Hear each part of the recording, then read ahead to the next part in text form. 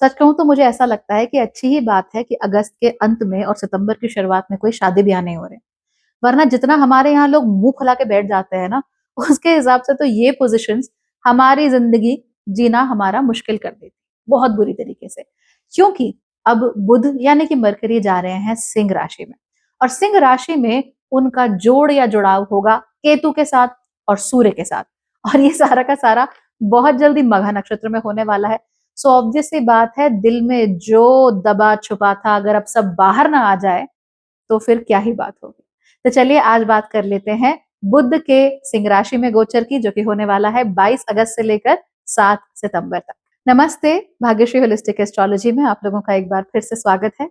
यहाँ पर हम बात करते हैं पॉजिटिव, इंस्पायरिंग और होलिस्टिक एस्ट्रोलॉजी की, यानी कि एक ऐसा ज्योतिष जो कि आपके पॉजिटिव पॉइंट्स को मैक्सिमाइज कर सकता है और आपके नेगेटिव पॉइंट्स को मिनिमाइज करने में आप लोगों की मदद भी कर सकता है।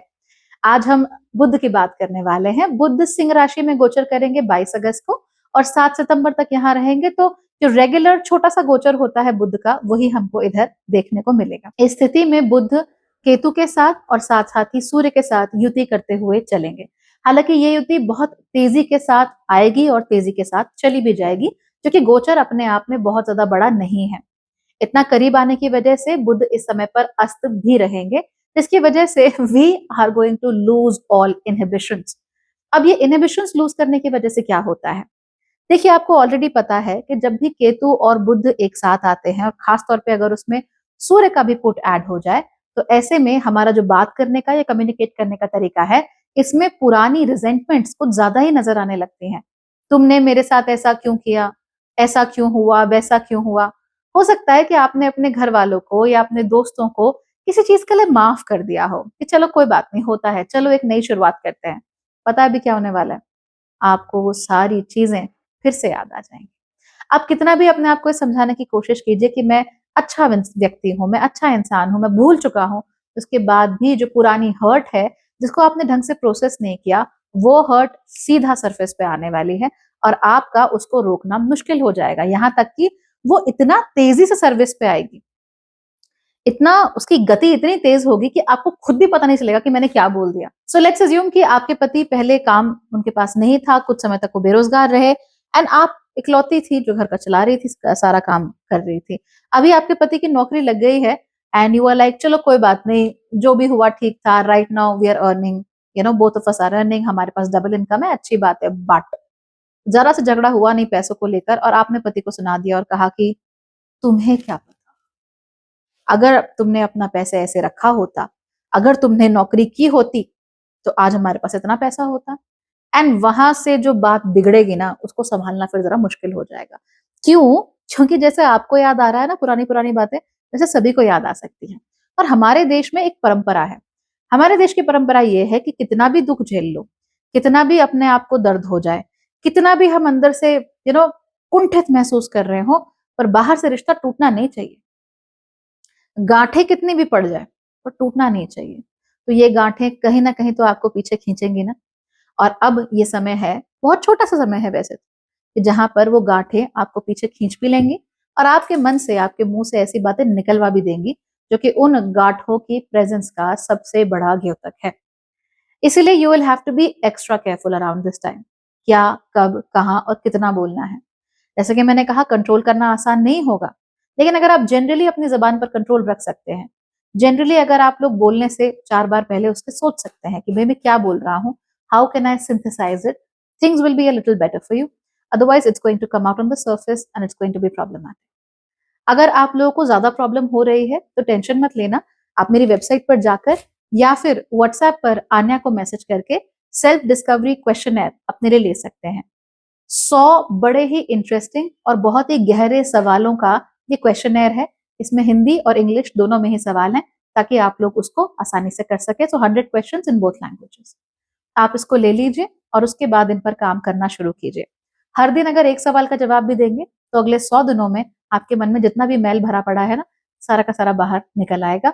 और अगर आपको कुछ अच्छा बुरा फील हो भी रहा है, at least you will be able to process it. क्योंकि हमारे यहाँ क्या होता है, फील करने के लिए बहुत जगह है, बट प्रोसेस करने के लिए कुछ नहीं है। So I am giving you this chance to process everything. Okay. हालांकि ये गोचर में केवल ऐसा नहीं है कि उल्टी-सीधी बातें बाहर निकल कर आएँगी, ऐसा भी ज़रूर हो सकता है कि हम लोग इगोसेंट्रिक ज़्यादा हो जाएँ।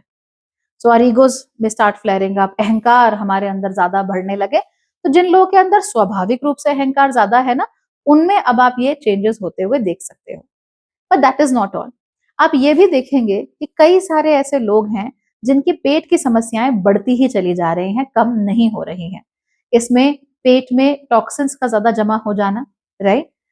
या आपके जो इंटेस्टिनल इश्यूज़ हैं वो होना, हमारा जो गट माइक्रोबायोम है, उसका खराब होना, ये सारी की सारी चीज़ें आप महसूस कर सकते हैं। गैस, कॉन्स्टिपेशन या एक्सेसिव डायरिया ज़्यादातर लोगों में ये देखने को मिल सकता है। गैस और कब्ज़ ये तो ज़्यादा देखने को मिल सकता है, इसलिए अपने खान-पान का खासा ध्यान रखिए। कच्ची चीज़ें ज़्यादा मत खाइए, otherwise it's not going to be healthy for your stomach. जो भी है पकाकर खाइए। पानी भी है ना, उबाल कर पियो। ओके, चाय में पी लो। एंड चाय का मतलब वो नहीं जो हमारी इंडियन मसाला चाय, not that, as in like a ginger, honey lemon tea और ए कैमोमिल टी और a peppermint tea, anything that you want, पर आप उस पर फोकस कर सकते हो। जितना आप ये चीज़ें करोगे, उतना आप लोगों के लिए अच्छा रहेगा। क्योंकि ये गोचर बहुत छोटा-सा है, इसलिए याद रखिए कि इस समय पर कुछ एक लोग ऐसे होंगे, जिनकी अचानक से बड़ी अच्छी बुद्धि जागृत हो जाएगी, अचानक से, समथिंग वेरी स्पिरिचुअल में कम अप, या फिर अचानक से आपका किसी चीज़ को लेकर इंटरेस्ट बढ़ जाएगा, वो कुछ भी हो सकता है, एनीथिंग। अचानक से आपको मन करे कि यार आई शुड स्टार्ट ड्राइंग, अचानक से आपका डांस करने का मन करने लगे, अचानक से आपका ध्यान जो है वो मार्शल आर्ट्स की तरफ जाने लगे, डिपेंडिंग ऑन कि आपका नक्षत्र कौन-सा है, उस चीज़ के प्रति आपका आकर्षण बढ़ जाएगा। और क्योंकि 22 अगस्त से ये ट्रांज़िट होने वाला है, ये चीज़ आपको लगभग 20 अगस्त या 19 अगस्त से महसूस होनी शुरू हो जाएगी।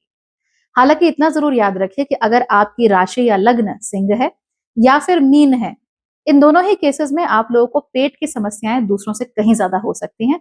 सो you will have to be a little more careful. अगर आप लोगों का लग्न मकर है या फिर आपका लग्न कुंभ है, in that case also you need to be extra careful, but specially about your belly, belly के आसपास का जो एरिया है वहां पर, और आपका रिप्रोडक्टिव ऑर्गन्स यानी आपके जो जेनिटल्स हैं वहां को लेकर you will have to be a little more careful. बाकी ऐसे कोई भयानक प्रॉब्लम नहीं होगी। हाँ, इतना जरूर है कि कुछ बोल दिया, कुछ कह दिया, ये ज्यादा हो सकता है। एंड आप लोग नोट कर ही रहे होंगे कि जब से सूर्य और केतु एक साथ आए हैं, तब से हमारे डिवाइसेस ज़्यादा हीट अप होने लगे हैं, कहीं कुछ आग लग गई, कहीं कुछ ओवर हीटिंग हो गया, ये अति हो रही है। जब बुध यहाँ पर आएँगे, तो ये अति थोड़ी बढ़ सकती है। जिन लोगों को एक्ने की प्रॉब्लम है, पेट में जब गर्मी हो जाती है तो चेहरे पे कीलें निकल आती है ना, कील-मुहांसे जिनको बोलते हैं, वो चेहरे पे ज़्यादा आ सकते हैं, और साथ ही साथ स्किन की परेशानियाँ हो सकती हैं, खासतौर पे ऐसे लोगों को जिनके लिए मरकरी छठे घर के या 8वें घर के स्वामी हैं, या फिर 8वें घर से गोचर कर रहे हैं। So you will have to be a little careful in this regard कि स्किन में कोई भी एलर्जीज़ हो, प्रॉब्लम्स हो, तो उसका आप लोग ख्याल रख सकें, right? As long as this is taken care of, everything else will be okay, right? All right then, take care. Bye bye.